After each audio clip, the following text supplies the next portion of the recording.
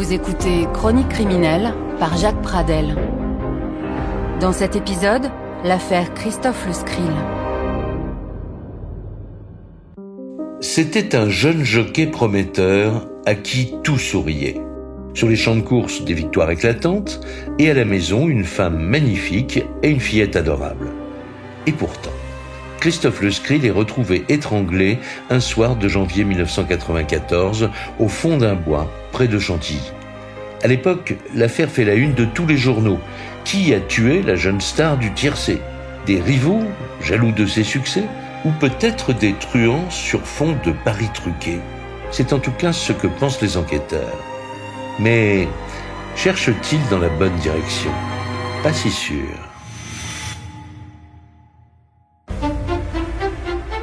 Chantilly, au nord de Paris, une ville tranquille et préservée, située au cœur d'un grand domaine forestier.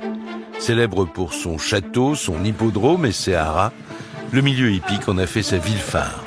C'est la capitale du cheval et des événements mondains. Il y a des courses régulièrement qui sont organisées sur place. Tous les gens qui viennent y assister sont en très belle tenue. Donc les hommes sont en costume, des fois avec chapeau et queue de pie.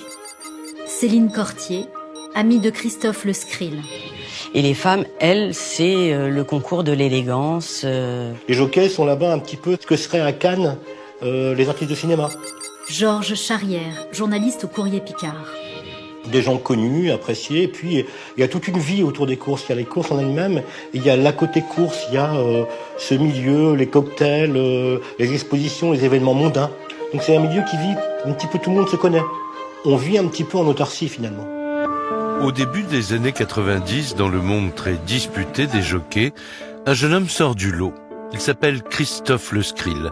Il a 20 ans. Et à Chantilly, il est considéré comme un crack des courses de galop. Comme tous les jockeys, il n'est pas grand. Il est aussi pas lourd. C'est quelqu'un, c'est ce qu'on pourrait appeler un beau gosse. Le monde du cheval, c'est quelque chose qui le passionne. Il a rêvé toute sa vie d'être jockey et il a réussi. On lui prédit un avenir qui sera forcément glorieux. Il a déjà gagné plus de 150 courses. Stéphane Boucher, journaliste spécialiste des faits divers. Et tout le monde prédit que ça sera sans doute un des plus grands jockeys de sa génération dans les années suivantes. Christophe remporte d'abord des petits prix, puis en août 1990, il arrive en tête d'une compétition très réputée à Deauville, le Piaget d'Or. Une victoire qui le propulse parmi les meilleurs. À 50 mètres du poteau, avec Mariage Secret qui l'emporte. Moi, je me rappelle quand il gagne le Piaget d'Or, voilà, c'est... Martial Marcon, jockey et ami de Christophe Le Scrill. C'était l'éclosion d'un nouvel espoir. Christophe est un jockey brillant. Il se consacre corps et âme à sa passion du cheval. Chaque jour, dès l'aube, il est sur les champs de course à cravacher les pur sang. Et l'après-midi, il enchaîne les compétitions, sans répit. Mais c'est au détriment de sa vie privée. On ne lui connaît pas de conquête féminine. Jusqu'au jour où il croise le chemin de Nathalie Bertiglia. Elle a 24 ans, elle aussi est jockey, elle entraîne les chevaux. C'est une des rares femmes qui exerce dans ce cercle très fermé. Et elle fait fantasmer tous les cavaliers. Alors Nathalie, comme tous les jockeys, est petite. Olivia Kligman, avocate de la défense. Elle est plutôt avenante, mignonne.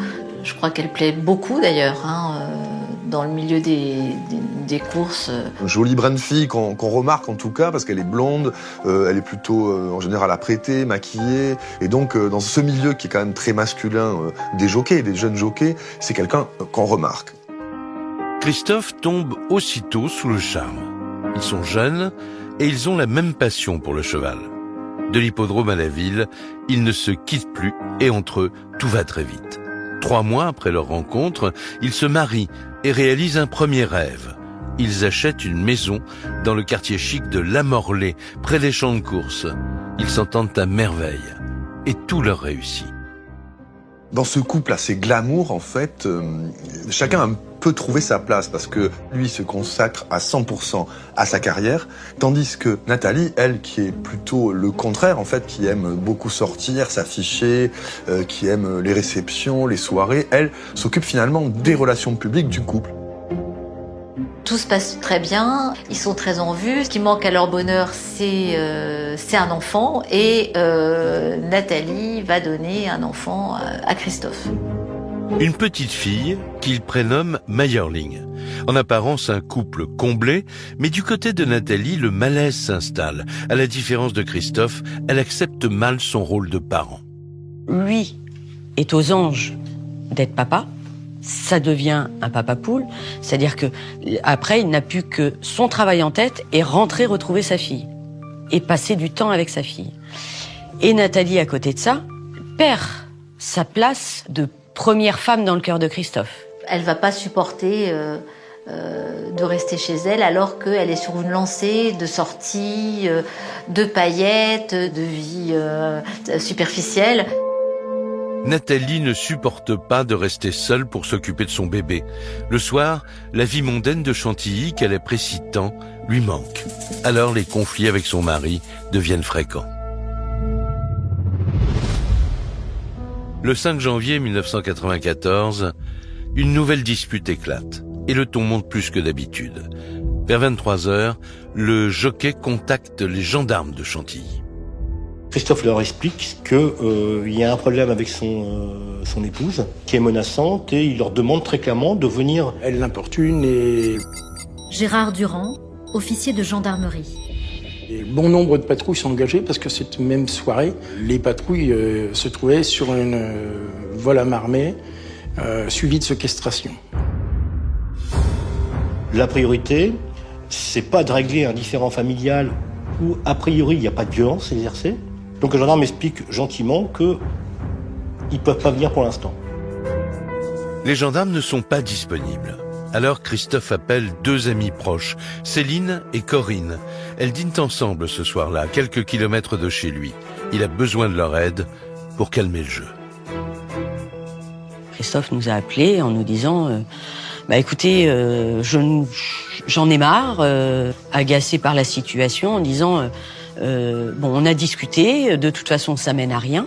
Les gendarmes sont toujours pas là, ils veulent pas se déplacer. Et puis elle est montée dans la chambre de Mayerling, elle veut même pas la laisser dormir. Il est l'heure qu'elle laisse la petite dormir. Les deux amis conseillent à Christophe d'insister auprès de la gendarmerie. Il est maintenant 23h30, soit une demi-heure après son premier appel. Le jeune homme recontacte les gendarmes. Sa femme ne se calme pas. Cette fois-ci, une patrouille se déplace. Il ne lui faut que 15 minutes pour arriver. Mais une fois devant la maison, surprise. Dans la plupart des affaires de différends familiales, on entend des cris, des insultes, de la vaisselle qui casse. Là, il n'y a pas un bruit. Donc ils s'approchent, ils vont sonner à la porte du pavillon. Pas de réponse. La maison est éclairée, les portes sont fermées. Il n'y a pas de traces extérieures douteuses. Un silence qui intrigue les gendarmes. Ils décident de faire le tour du propriétaire. À ce moment-là, une voiture arrive. Il s'agit de Céline et Corinne, les deux amies de Christophe. Inquiètes, elles ont préféré venir à son domicile. Il y a une lumière dans la cuisine, mais rien qui se passe. Pour nous, pas d'ombre, rien. Une deuxième voiture arrive, il s'agit de la maman de Nathalie de Screen. Madame Bertiglia est de retour d'un dîner. Elle habite chez le couple depuis plusieurs mois pour les aider à s'occuper de leur bébé d'1 an et demi. Elle a les clés, elle peut donc faire entrer les gendarmes dans le pavillon. Le couple n'est plus dans la maison, tout le monde est parti, le bébé aussi. Il n'y a pas de fauteuil renversé, il n'y a pas de tissu arraché, il n'y a pas... La maison est en ordre. On monte à l'étage, on va voir dans la chambre de Christophe et dans la chambre de la petite. Pas de désordre apparent non plus. La mère de Nathalie a une explication simple. Sa fille et son gendre ont dû sortir après leur dispute. et elle se veut rassurante.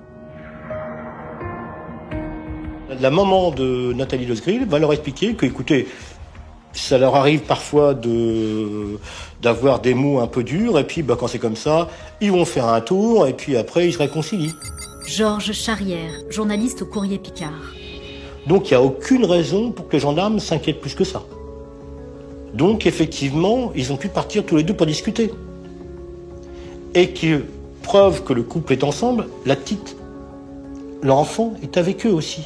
Et là, elle nous rassure en nous disant, Céline Cortier, amie de Christophe Lesgrill. rentrez, de toute façon, s'il se passe quoi que ce soit, je vous tiens au courant. Pour les gendarmes, tout est calme. Il n'y a pas de traces de violence dans la maison, alors leur mission s'arrête là. Tout le monde quitte les lieux. 2 heures passent. Il est maintenant 3 heures du matin. La mère de Nathalie appelle la brigade. Tout est rentré dans l'ordre. Sa fille vient d'arriver avec son enfant. On peut supposer que Christophe Lesgrill, le brillant jockey, Stéphane Boucher, journaliste spécialiste des faits divers. Sera de retour à son domicile dans la nuit ou comme ça. Donc on en est là à ce moment précis de la nuit. Mais le lendemain matin, 6 janvier, Nathalie Lesgrill se présente dès la première heure à la gendarmerie. C'est une femme qui est inquiète, qui donne l'impression de ne pas avoir beaucoup dormi, qui a l'air angoissée et qui vient leur dire, écoutez, mon mari a disparu. Alors elle déclare qu'ils se sont disputés, il y a eu des disputes, il y a eu Gérard Durand, officier de gendarmerie. des coups, elle a eu peur et elle s'est sauvée avec sa fille. En prenant la voiture, elle l'a vue courir derrière la voiture, dans son rétroviseur, et puis plus rien. Nathalie raconte qu'elle a dû s'enfuir avec sa fille car son mari aurait été menaçant. Elle a même pensé qu'elle allait mourir car Christophe aurait tenté de l'étrangler. Mais à son retour à 3 heures du matin, Christophe n'est pas à la maison et il n'est toujours pas rentré. Nathalie est très inquiète. Les gendarmes disent dans ce cas, écoutez madame, on va attendre un petit peu. Il est 9h, ça fait que 6 heures que ça vient de se passer. Peut-être que votre mari a simplement voulu prendre un petit peu l'air et puis qu'il va revenir, donc on va attendre un petit peu. Et les gendarmes Olivia Kligman, avocate de la défense. estiment, quant à eux, qu'il n'y a pas forcément de disparition inquiétante puisqu'il n'y a pas d'indices qui permettent de s'inquiéter. Les gendarmes, leur réponse, c'est de dire, écoutez, il est adulte, il fait ce qu'il veut. Ni désordre, ni trace de lutte dans la maison. Donc, aucun élément ne permet aux gendarmes d'ouvrir une enquête. Mais Nathalie insiste. Elle est persuadée qu'il est arrivé quelque chose à son mari. Selon elle, Christophe a sans doute regretté son geste de violence et pris la fuite. Mais pour aller où? Elle veut à tout prix le retrouver. 3 jours plus tard, Nathalie est toujours sans nouvelles de Christophe. Et les gendarmes n'ont pas l'air inquiets. Alors la jeune femme décide de passer à la vitesse supérieure. Elle alerte la presse. Elle pense que les journalistes vont être intrigués par la disparition de son mari et qu'ils vont l'aider. On est dans le monde des courses, les jockeys sont connus, donc le nom de Lesgrill qui commençait à grimper dans le monde des jockeys attire aussi les médias pour en parler dans les journaux spécialisés et dans la presse people, quoi. Elle reçoit les journalistes, elle leur raconte son histoire, elle est éplorée. Elle veut vraiment qu'on retrouve son mari, elle est vraiment inquiète et elle semble persuadée que quelque chose est arrivé. Là, il y a tous les bons ingrédients. Pour la presse, c'est du pain béni. La star du hippisme, sa femme éplorée, l'enfant au milieu, ce monde un peu opaque des courses. Et là, tout le monde imagine un roman policier déjà. Donc, tous les journaux se focalisent sur cette affaire. La disparition du jockey star fait les gros titres des journaux. L'affaire Christophe Lesgrill passionne les médias. Même la télévision s'empare de l'histoire. Mystérieuse disparition à La Morlaix dans l'Oise où depuis le 5 janvier dernier, le jockey Christophe Lesgrill n'a pas donné signe de vie. La disparition du jockey Christophe Lesgrill reste toujours inexpliquée. Ses amis trouvent que cette disparition est plus qu'inquiétante et côté enquête, pour le moment, la plus grande discrétion et de rigueur. Mais le battage médiatique n'apporte aucun élément nouveau. En revanche, la mobilisation de la presse met les gendarmes sous pression.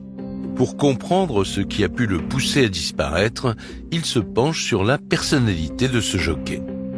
Dans un premier temps, ils partent sur la piste suggérée par Nathalie, un départ volontaire. Problèmes conjugaux, pression des courses, Christophe aurait pu craquer. Il faut dire que depuis l'âge de 14 ans, quand il intègre l'école des jockeys, c'est le parcours du combattant tous les jours.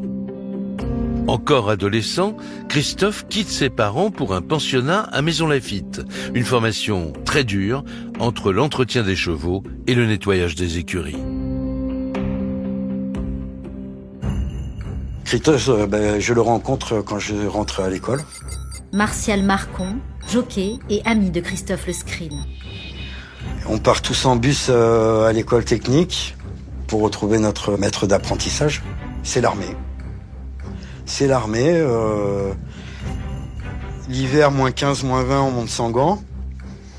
Pas le droit de blouson. Il fallait pas se faire choper avec un casque en train de balayer la cour parce que vous vous retrouvez avec un seau d'eau sur la tête. Même en pleine période de gel. Nettoyage des box, c'est un boulot d'adulte. C'est une formation difficile et draconienne, parce que ça demande aussi à faire attention à son physique, parce qu'il y a un poids à respecter. C'est un métier qui est très très dur physiquement et moralement. À la pression de son travail s'ajoutent ses récents problèmes conjugaux. Interrogée, Nathalie leur révèle que depuis la naissance de Mayerling, leur couple s'est fragilisé. Sa nouvelle vie de mère au foyer ne lui convient pas et elle est malheureuse. Son mari aussi. Elle veut continuer à sortir, à faire la fête. Paul Lefebvre, chroniqueur judiciaire. Alors que lui préfère rester chez lui avec sa gosse et se reposer. Bon, c'est le mal insidieux qui va détruire ce qu'il voulait construire.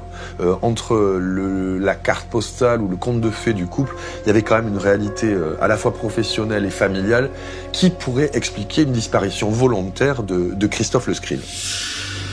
En rencontrant les amis du couple, les gendarmes comprennent qu'en fait, Christophe était déprimé. L'hypothèse d'une fugue dépressive devient plausible. Alors on peut se poser la question, les gendarmes vont se la poser, c'est est-ce que Christophe finalement il va pas, comme on dit, péter les plombs? Est-ce qu'il n'a pas fait un burn-out, qu'il n'a pas vrillé à un moment donné et qu'il ait décidé au moins de mettre de la distance pendant quelques jours entre cet univers un peu oppressant de son métier et de son épouse pour aller prendre l'air et prendre quelques jours de vacances et peut-être revenir avec de meilleures dispositions? Nathalie insiste. Selon elle, si son mari n'ose pas revenir, c'est parce qu'il doit culpabiliser après avoir tenté de l'étrangler. Nathalie Le Screen qui a raconté cette soirée, cette énième dispute qui dégénère. Stéphane Boucher, journaliste spécialiste des faits divers. Suggère le fait que peut-être que Christophe serait parti prendre du recul pour un peu se dédouaner de ce comportement. Tout indique que Christophe aurait pu vouloir fuir cette vie qui lui serait devenue insupportable. Mais en creusant un peu cette hypothèse, les gendarmes constatent que certains éléments ne collent pas avec la piste de la fugue. Il y a un élément qui est majeur. Georges Charrière, journaliste au Courrier Picard. Pour comprendre Christophe Le Screen, c'est cette petite fille qui est au centre de sa vie. C'est pas un garçon abandonné. De toute façon, un garçon avec le parcours professionnel qu'il avait par l'école où on est passé, c'est pas quelqu'un qui abandonne. Il n'y a personne du monde des courses qui a cru à la fugue. Personne. Les gendarmes ont encore des doutes. Mais en poursuivant leurs investigations, ils découvrent de nouveaux détails qui ferment la piste d'une disparition volontaire. On est en plein hiver, s'il fait en plein hiver il fait froid, on va prendre son manteau, on va prendre, si on a une carte des moyens de paiement, on va les prendre, une carte bancaire, tout bêtement une brosse à dents. Donc les investigations permettent de dire qu'il n'a pas d'argent. Gérard Durand, officier de gendarmerie. Il a laissé sa voiture, aucun papier, aucun document d'identité, pas de vêtements. Et là, tous ces éléments-là, les gendarmes, ils savent qu'ils sont restés dans la maison. Ça n'a pas disparu. Partir sans vêtements et sans argent pour une journée, les gendarmes peuvent le concevoir. Mais cela fait maintenant 1 semaine que Christophe a disparu. Alors pour tenter de le localiser, ils passent au crible ses comptes bancaires à l'affût d'un achat ou d'un retrait d'argent. Et là, surprise. Il n'y a aucun mouvement sur la carte bancaire. Un homme qui disparaît comme ça, sans avoir besoin d'argent, sans faire bouger sa carte, c'est quelque chose de très inquiétant pour les enquêteurs.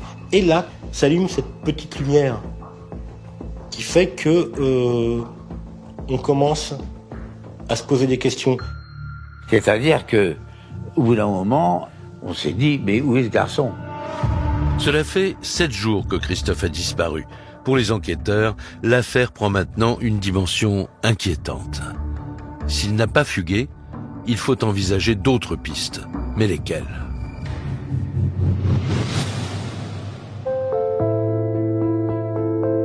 Il se penche sur son milieu professionnel.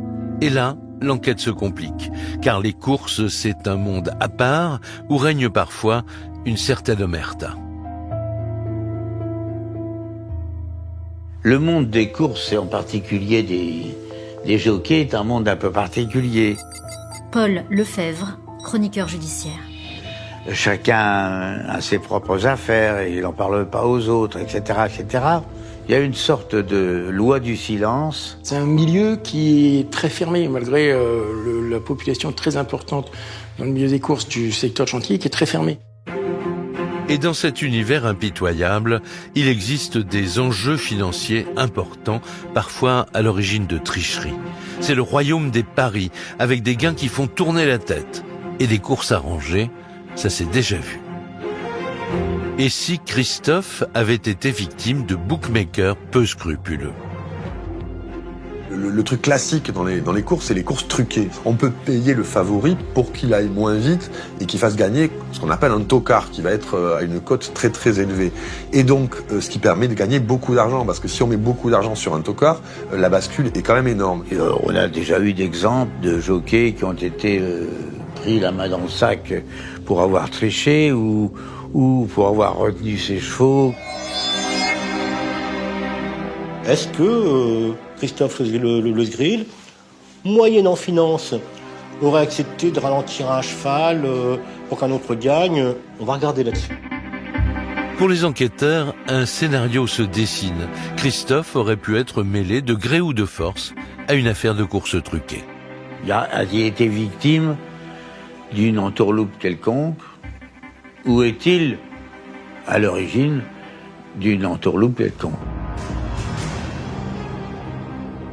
On peut imaginer que Christophe Le Sgril aurait pu être enlevé dans le cadre de pression. Donc les gendarmes enquêtent pour savoir s'il n'y avait pas eu une approche ou quelque chose de ce genre-là dans les jours qui ont précédé sa mystérieuse disparition.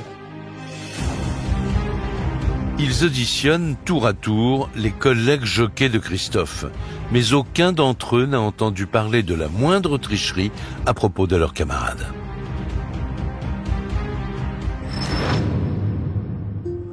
Tous les gens du milieu des courses qui sont interrogés sur Christophe Le Sgril sont tout à fait unanimes. C'est-à-dire qu'ils décrivent un personnage qui est un peu au-dessus de tout soupçon, une sorte d'incorruptible dans ce milieu.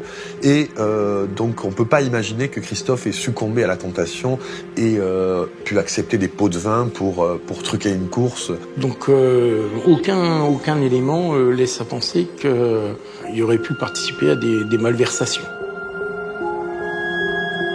En clair, aucune trace de versement suspect. Les gendarmes continuent leurs investigations, mais après quelques jours d'enquête, rien ne permet d'affirmer que Christophe ait été mêlé à une quelconque escroquerie.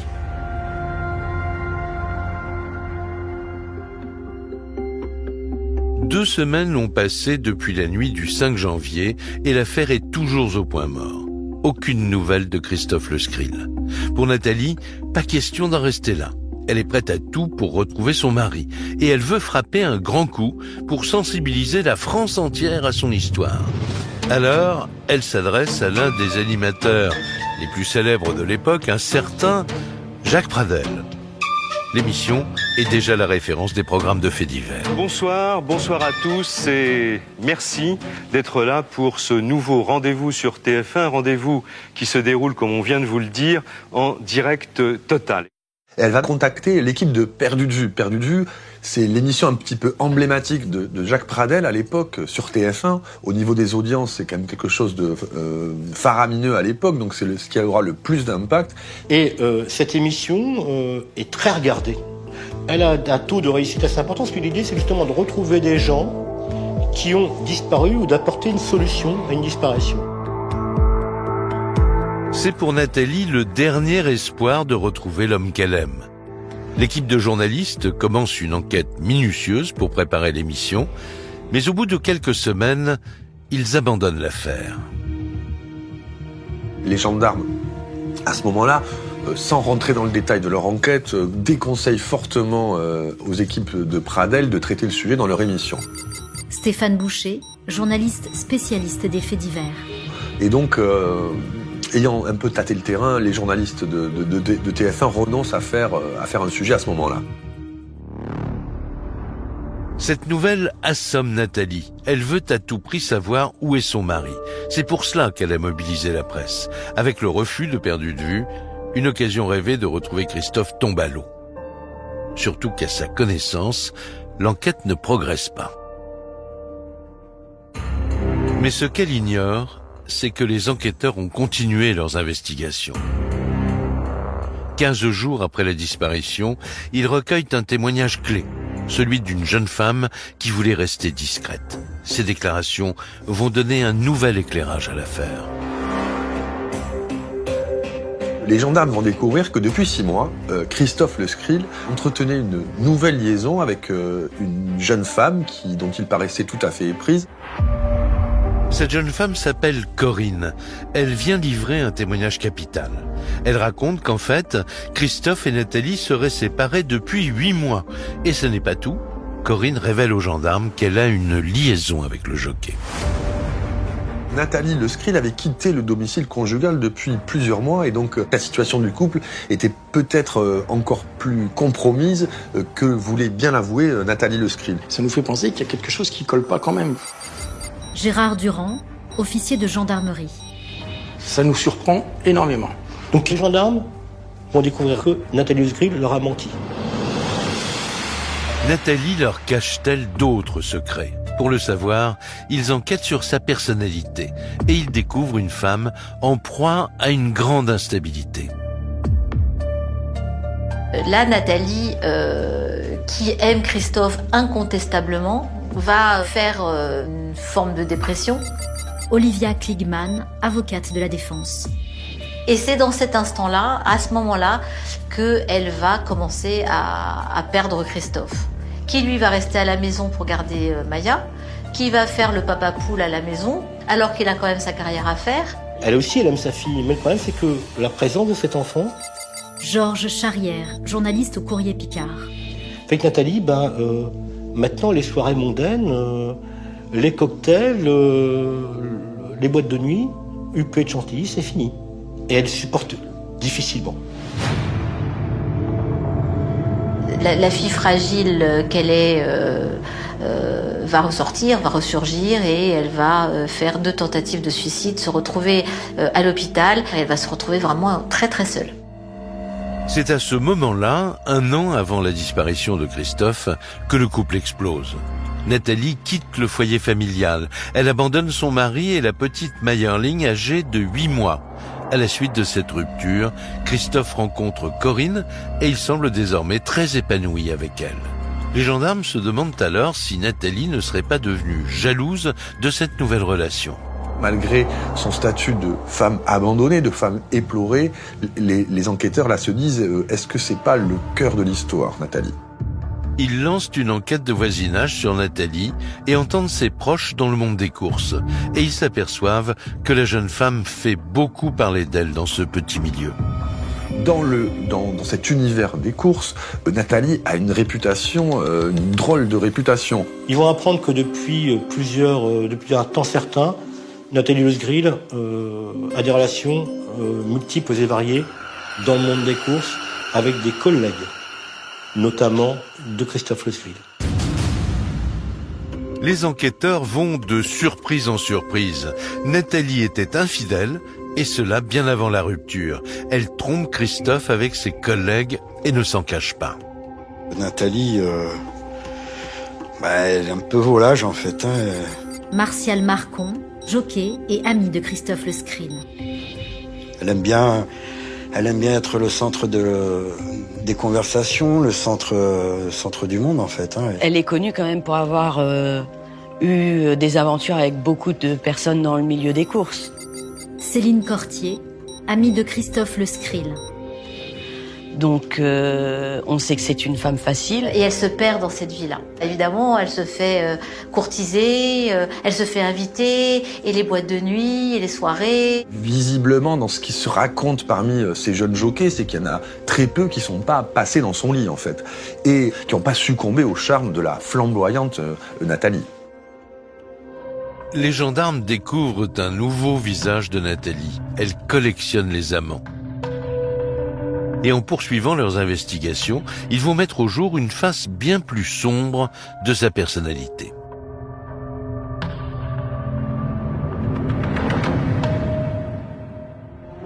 Au gré des auditions, les témoignages des jockeys se font plus précis. Ils disent tout haut ce que le milieu des courses taisait pour éviter de nuire aux disparus. Dans les vestiaires, Christophe avait changé d'attitude.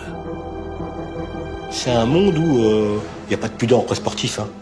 On se met tout nu, après on s'habille pour faire la course. Et là, il y a des collègues ou des entraîneurs qui vont dire d'abord Christophe a changé de comportement. Auparavant, il se déshabillait devant tout le monde, comme tous les jockeys. Puis là, il va se cacher un petit peu. On va au sauna ensemble, on est tous à poil, on va se faire maigrir ensemble. On se connaît. Alors on voit qu'il y a quelque chose qui ne va pas. Les autres jockeys s'étaient rendus compte qu'il portait des traces qui étaient suspectes. Paul Lefebvre, chroniqueur judiciaire. Il a été visiblement battu, d'une certaine manière, battu. Pour les enquêteurs, ces témoignages font l'effet d'une bombe. Christophe, le brillant jockey, serait un homme battu. Il subirait des violences répétées depuis des mois. Et les témoins sont unanimes, Nathalie serait l'auteur des coups. Ah, on parle d'échymose, là, on parle plus de bleu, là, on parle d'échymose, hein. On parle de coups violents. Et peu à peu, ces confidences-là, venant de gens qui ont été témoins, on trouve une femme qui est méchante. Méchante, elle bat. Ce qu'on découvre, c'est que véritablement, il vivait dans un climat de peur, pour ne pas dire de terreur, des agissements de sa femme. Christophe subissait les coups de Nathalie et il n'aurait pas été le seul dans ce cas-là. Martial, lui aussi jockey et ami de Christophe, a partagé la vie de Nathalie quelques années plus tôt. Il confirme aux enquêteurs le caractère violent de la femme de Christophe. Ah oui, elle m'abat, oui. Oui. Ça devient difficile, oui, quand on se rend compte qu'on est avec une fille qui est violente, qui vous bat. C'était plus possible, je pouvais plus puisque ça atteignait un degré de violence où pour moi c'était pas acceptable. C'est pas la Nathalie que moi je connais. C'est pas la Nathalie Lesgrill violente, ni désagréable, ni méchante. C'est extrêmement facile de dépeindre un personnage aussi noir possible. C'est pas la Nathalie que je connais. Plus l'enquête avance, et plus le portrait de la jeune femme s'assombrit. En consultant leurs archives, les gendarmes retrouvent la trace de violences conjugales. Le 28 septembre 1993, un an et demi avant sa disparition, Christophe s'était déjà rendu à la brigade pour se plaindre de Nathalie. Christophe est venu à la gendarmerie. Gérard Durand, officier de gendarmerie. Pour des violences conjugales, donc son épouse l'a frappé au visage avec une poignée de porte lors d'une dispute à domicile. Il a eu le nez fracturé. Tout ce qui est recueilli par les gendarmes. Stéphane Boucher, journaliste spécialiste des faits divers.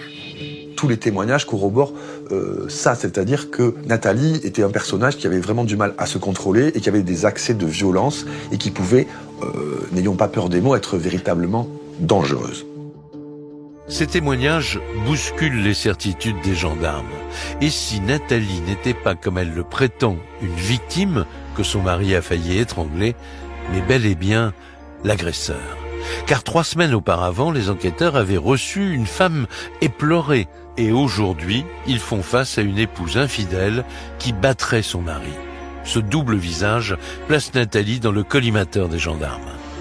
Au départ, elle se dépeint comme une victime, une femme qui s'est enfuie pour se protéger sa fille. Et puis on se rend compte avec les confidences des jockeys que finalement, c'est elle qui bat et c'est lui qui est la victime.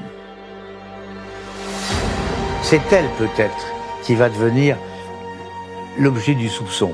Il n'y a pas de preuve, il n'y a aucune preuve. Mais tout converge vers elle. Des témoignages accablants et des constatations de violence conjugale. Pour les gendarmes, Nathalie devient la suspect numéro 1. Christophe a disparu depuis plus de 3 semaines. La justice envisage maintenant l'hypothèse d'un homicide et le dossier est confié à un juge d'instruction. Il ordonne que la jeune femme soit placée sur écoute téléphonique. Alors le temps joue contre nous parce qu'on n'a pas d'éléments et pour nous parce qu'on pense qu'elle va faire l'erreur.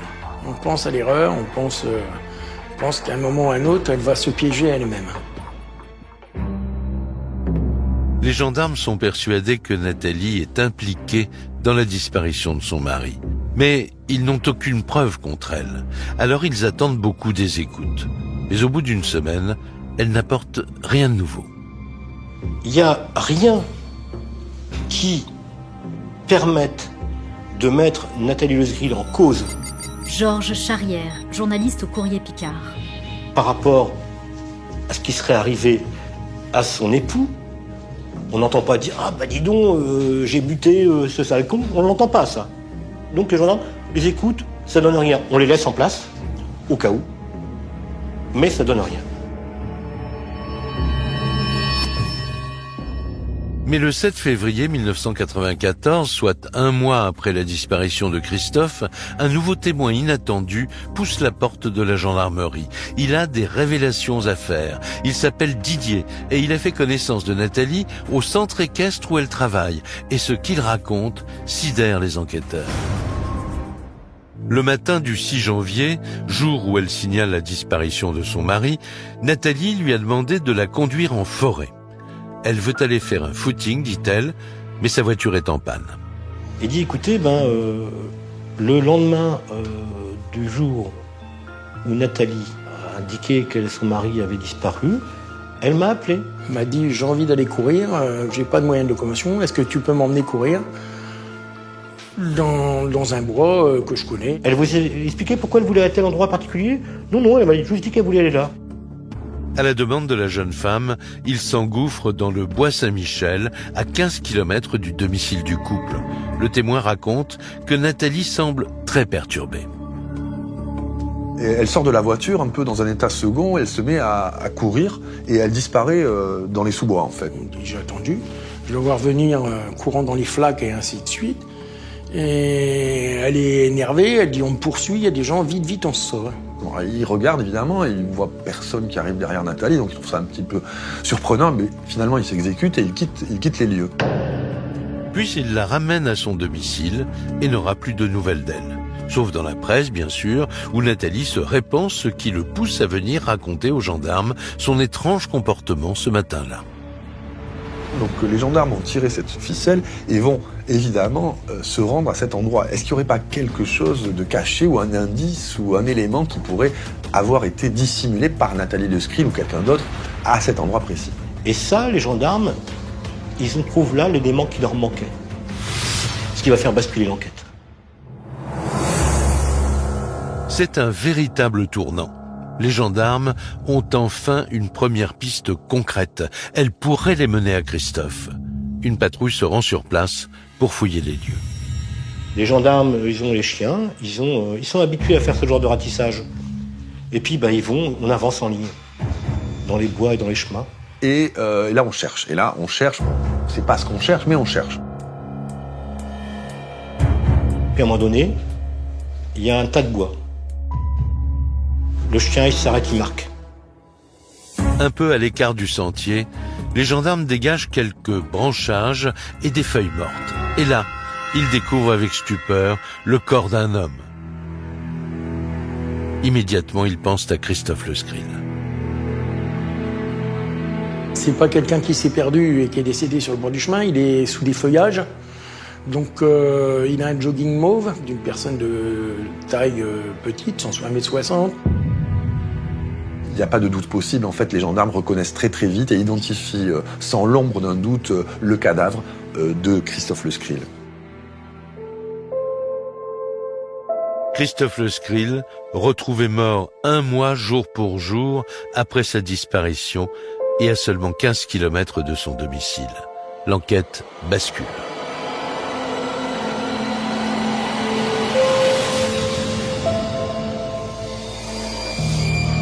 Aussitôt, la brigade de Chantilly quadrille la scène et attend la police scientifique.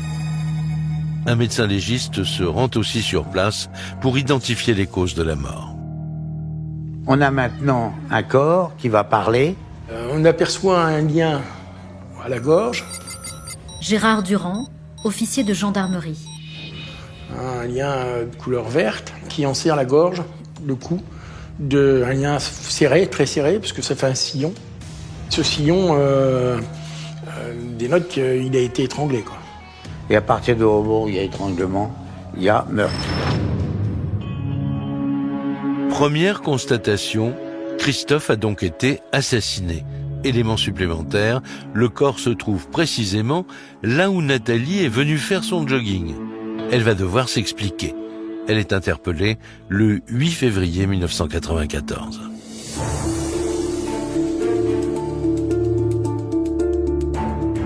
Les enquêteurs placent Nathalie Le Scrill en garde à vue. Mais comment la faire craquer? Ils mettent au point une stratégie pour tenter de la déstabiliser. Volontairement, ils lui cachent l'information de la journée, la découverte du corps de son mari, en espérant qu'elle se trahisse elle-même.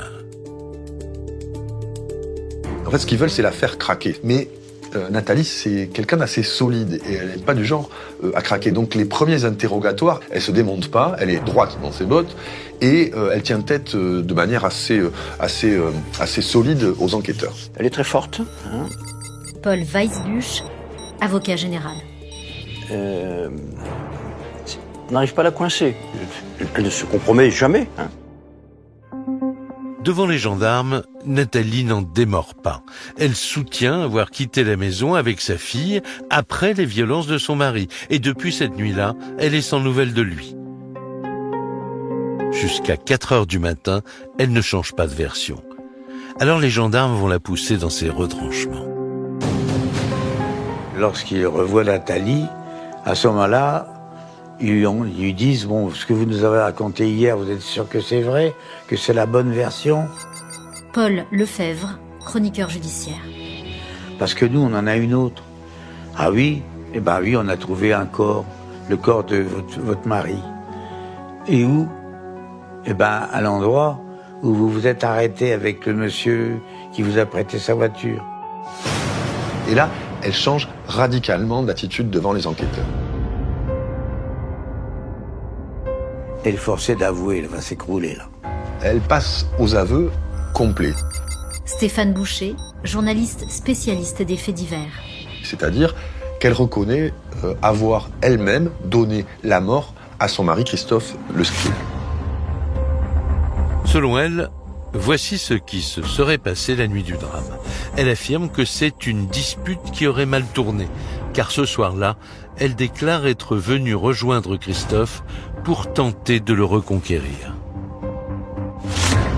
Elle se fait belle, elle est persuadée que ce soir-là, elle va le reconquérir, elle est persuadée que tout va revenir comme avant et que tous les derniers mois qui se sont passés ne seront plus qu'un vieux souvenir. Olivia Kligman, avocate de Nathalie Le Scrill. Mais cette soirée ne va pas du tout se passer comme elle l'a prévu. Le ton commence un peu à monter lorsque la petite se met à pleurer. Georges Charrière, journaliste au Courrier Picard. Que Nathalie Losgrill veut la prendre dans ses bras et Christophe dit non. T'as pas vu depuis longtemps, t'es parti, t'étais plus là. Non, quoi. Non, c'est pas comme ça, ça se passe. À un moment donné, Nathalie Losgrill dit à son mari « Et si je te disais que je reviens ?» Et là, Christophe lui dit « Mais c'est hors de question, c'est fini maintenant entre nous. » Ils sont seuls, en tête-à-tête, car la mère de Nathalie est sortie pour la soirée. C'est à ce moment-là que Christophe appelle les gendarmes pour la première fois. Mais la patrouille ne se déplace pas et la dispute repart de plus belle. Elle l'a poussée à bout, il a essayé de la bousculer et la violence entrait dans la violence. D'après Nathalie, Christophe serait alors devenu menaçant, sous le coup de la colère. Il aurait même tenté de la tuer. Lui, visiblement, voulait, d'après son récit, l'étrangler avec une ceinture de robe de chambre. Et à un moment donné, pendant cette altercation, le téléphone sonne au rez-de-chaussée. Là, ils sont à l'étage. Et donc, d'après ce que raconte Nathalie, Christophe avait cette ceinture autour du cou et dévale l'escalier. C'est là qu'elle l'aurait déséquilibré dans l'escalier, qu'il aurait chuté et qu'il aurait atterri plus ou moins inconscient au bas de l'escalier et que là, dans un geste un peu désespéré, elle se serait approchée de lui. Et pour pas qu'il se venge sur elle, elle dit « j'ai fait un nœud autour du cou ». Un double nœud qu'elle serre de toutes ses forces. Christophe gît sur le sol, au pied des escaliers. Elle déclare apercevoir un filet de sang. Il ne respire plus. Nathalie sait qu'elle a peu de temps avant l'arrivée des gendarmes. Alors, affolée, elle remet la maison en ordre. Mais reste le plus difficile, faire disparaître le corps. Elle imagine un scénario glaçant. Il est presque minuit. Elle va prendre le corps de Christophe Losgrill, elle va le porter jusqu'à sa voiture à elle va ouvrir la porte avant droite, la porte passager. Elle charge le corps tête bêche sur le siège passager dans sa voiture, c'est-à-dire qu'il y a les pieds qui dépassent et la tête en bas. Et détail hallucinant, c'est qu'elle n'a pas de siège auto, elle prend sa fille de 18 mois, de 1 an et demi, sur ses genoux, avec son mari qui est mort tête bêche sur le siège passager, et qu'elle part dans la nuit. Mais pour aller où? Nathalie roule un peu au hasard quand elle décide de se diriger vers un petit bois qu'elle connaît à 15 km de là. Un endroit isolé, à l'écart de toute habitation. Elle laisse sa petite fille dans la voiture. Elle sort le corps de Christophe pour le traîner sur plusieurs mètres. Elle camoufle le corps comme elle peut, sous des branchages, et le corps va rester là pendant plus d'1 mois. Christophe est laissé pour mort en pleine forêt. Nathalie, elle, retourne à sa voiture rejoindre Mayerling, puis elle rentre à la maison. Il est 3 heures du matin. Le lendemain, elle signale la disparition de son mari à la gendarmerie et raconte le scénario qu'elle a imaginé. Mais les enquêteurs s'interrogent. Pourquoi est-elle retournée le lendemain à l'endroit où elle avait caché le corps, et qui plus est, accompagnée d'un ami? Qu'est-ce qui s'est passé dans la tête de Nathalie? Et ça, c'est impossible de le dire. En fait, on ne le sait pas et elle ne le sait pas. On peut imaginer quand même que Nathalie Losgrill était dans un état particulier. Après, ce sont que des conjectures, mais la première raison, c'est est-ce qu'il est bien mort? Mais surtout, est-ce que j'aurais pas laissé des traces de mon passage là? Nathalie ne fournit aucune explication aux enquêteurs. Mais une chose est sûre, son retour dans le petit bois l'a trahi. On n'est pas passé loin du crime parfait. Céline Cortier, amie de Christophe Losgrill. Si la personne qui a commis le crime n'avait pas omis certains détails. Elle serait allée toute seule sur les lieux où le corps de Christophe Losgrill était, personne n'aurait sans doute jamais su. Mais là, on va demander à un ami d'aller faire un jogging à plusieurs kilomètres de son domicile et en plus, elle va rentrer paniquée. Donc elle a commis 2 erreurs qui l'ont incriminée de façon définitive. Le 9 février 1994, Nathalie Lescril est mise en examen pour homicide volontaire et écrouée à la prison de Beauvais.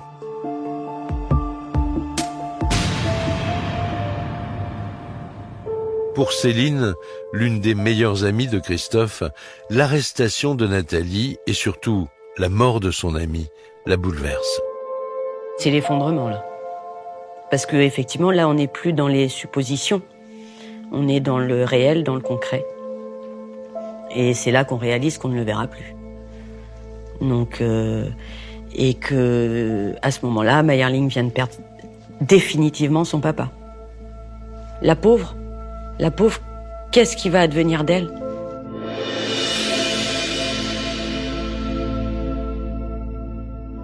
Près de 3 ans plus tard, le 20 novembre 1996, son procès s'ouvre à la cour d'assises de Beauvais.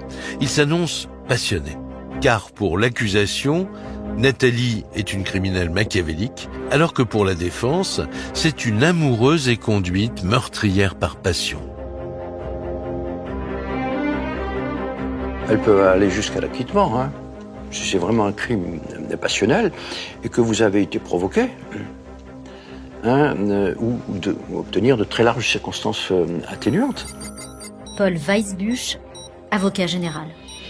On prend en considération tous ces éléments de la passion, mais j'ai acquis, moi, c'est ma certitude que c'était bel et bien un acte prémédité, réfléchi, conduit et maîtrisé de manière implacable. Ce procès d'assises tant attendu. Stéphane Boucher, journaliste spécialiste des faits divers. Sera l'heure de vérité dans cette affaire, parce que tout le monde veut voir le visage de la scandaleuse, de la manipulatrice. C'est un peu le diable en jupon qui se présente dans le box des accusés. Nathalie Lescril est jugée pour meurtre. Mais tout va se jouer sur les circonstances du drame. Si elle convainc les jurés qu'elle a tué par passion, elle risque moins de 10 ans. Mais si elle apparaît comme une meurtrière déterminée, elle encourt 30 ans. L'ambiance est particulièrement tendue, surtout lorsque la cour s'intéresse à la manière dont Nathalie a tué son mari. Elle l'a étranglé en prenant soin de faire un double nœud. Le fait de serrer ces plusieurs minutes, pendant plusieurs minutes... Paul Lefebvre, chroniqueur judiciaire. Elle a voulu... Donc le portrait qui surgit de ce procès d'assises, c'est celui d'une femme diabolique qui est sans foi ni loi et qui pour assouvir tous ses désirs est capable d'absolument tout. Un réquisitoire qui fait sortir Nathalie de ses gonds. À l'audience, elle crie qu'elle aimait Christophe plus que tout. Elle réalise qu'elle le perd et qu'il faut à tout prix le reconquérir. Olivia Kligman, avocate de Nathalie Lescril. Si elle veut le reconquérir, c'est qu'elle veut qu'il vive. Elle n'est pas venue en voulant tuer son mari. Elle est venue pour essayer de tenter la dernière chance, je reviens avec toi. Comme ça s'est mal passé, comme le ton est monté, elle l'a tué. Donc il n'y a pas de préméditation, ça c'est sûr et certain. Ce sera aux jurés de décider. Le 22 novembre 1996, Nathalie est condamnée pour homicide volontaire sans préméditation. Malgré tout, la cour inflige à Nathalie une lourde peine, 20 ans de prison. Une sentence qui assomme la jeune femme. À la fin du procès, Georges Charrière, journaliste au Courrier Picard. Elle a regardé son père et sa mère, qui étaient perclus de douleur, ce qu'on peut comprendre. Et là, elle a pleuré, et là, on sentait que c'était vraiment sincère. L'une des circonstances du meurtre a dû peser lourd dans la décision des jurés, celle de n'avoir épargné aucun détail du drame à sa fille de 18 mois. Qui explique d'une certaine manière les 20 ans. C'est l'image de la petite gosse regardant le corps de son père, la tête en bas dans la voiture. Et ça, visage, une photo, quelque chose, un moment que l'enfant n'oubliera jamais dans toute sa vie. C'est qu'une image, mais c'est une image qui a hanté les débats et qui a pesé très très lourd au moment du verdict. Parce que comment peut-on imaginer qu'une femme, une mère de famille, puisse réserver un tel sort à son mari et partir l'abandonner dans un bois avec sa fille sur les genoux dans la voiture, c'est inimaginable comme scène. Mayerling, qui a 4 ans au moment du procès, est confiée à la garde de sa grand-mère paternelle. Quant à Nathalie Le Skrill, elle est écrouée à la prison de Beauvais. Grâce à une remise de peine exceptionnelle, elle ne fera que 7 ans d'emprisonnement. Aujourd'hui, Nathalie Le Skrill est libre, mais sa fille Mayerling a grandi sans parents. Cette affaire, c'est le drame de toute une famille. C'est une famille qui a été brisée et pulvérisée, je dirais, un peu à jamais par ce drame. Encore aujourd'hui, j'oublie pas. Non, ça reste une blessure, une plaie ouverte.